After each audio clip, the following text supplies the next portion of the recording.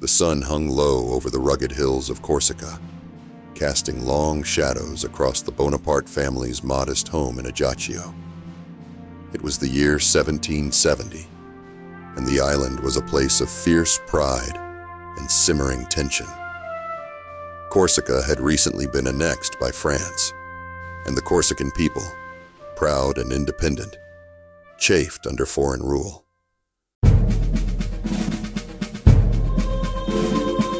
Among them was a young boy named Napoleon Bonaparte, a child whose fiery spirit and sharp mind would one day change the course of history.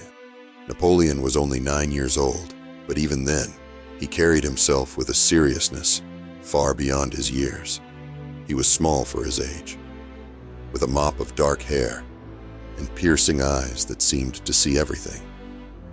His mother, Letizia, often said he had the soul of an old man trapped in a boy's body. She was a woman of few words, but immense strength, and she instilled in her children a deep sense of pride in their Corsican heritage.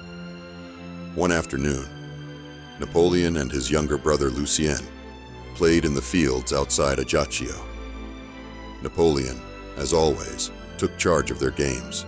He fashioned a wooden sword from a stick and declared himself the commander of an army. Lucien, ever the eager follower, played the role of the enemy. "Attack me, Lucien!" Napoleon commanded, his voice firm despite its youthful pitch. Lucien hesitated, clutching his own stick. "But I don't want to be the enemy!" Napoleon smirked. "In war, you don't get to choose." With a laugh, Lucien charged. Napoleon parried his brother's strike with ease, disarming him in one swift motion. Lucien tumbled to the ground, giggling, but Napoleon's expression remained serious. He helped his brother up, dusting off his clothes, but his mind was elsewhere. "One day, I'll lead real armies, and I'll make Corsica strong." That evening, the Bonaparte family gathered in their small home.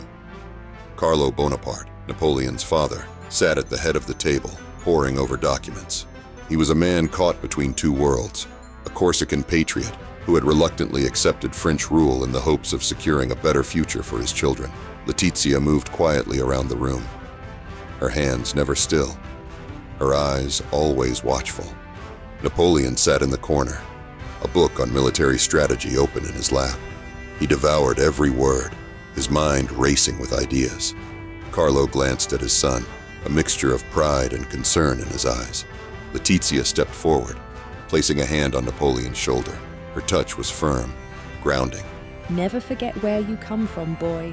Corsica is in your blood. But to change the world, you must first understand it." Napoleon nodded, but his heart burned with defiance. He would not forget. He would not bow. Years passed, and Napoleon grew into a serious, determined young man. By the age of 12, he had already begun to outshine his peers, his mind sharp and his ambition boundless. One day, Carlo called him to the harbor in Ajaccio, where French ships loomed ominously in the distance. "Napoleon," Carlo said, holding out a letter. "I've secured you a place at the military academy in Brienne, France." Napoleon stared at the letter, his stomach churning. "France? But I'm Corsican." Carlo placed a hand on his son's shoulder, his grip firm. "This is your chance to rise above our station. Learn from them, but never forget who you are." Napoleon looked out at the sea, the storm clouds gathering on the horizon. He clenched his jaw, his resolve hardening. "I'll make you proud, father."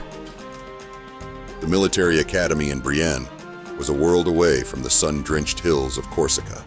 The other boys, sons of French nobility, mocked Napoleon for his Corsican accent and provincial background. They called him a little Corsican rat and sneered at his ambitions. But Napoleon did not falter. He buried himself in his studies, devouring books on military strategy, history, and philosophy. He trained harder than anyone, his determination unshakable.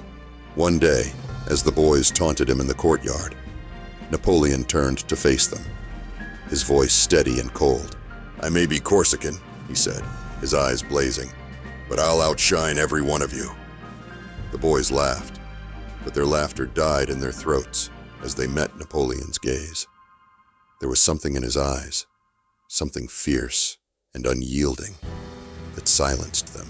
That night, Napoleon sat alone in his dorm room, a letter from his mother in his hands.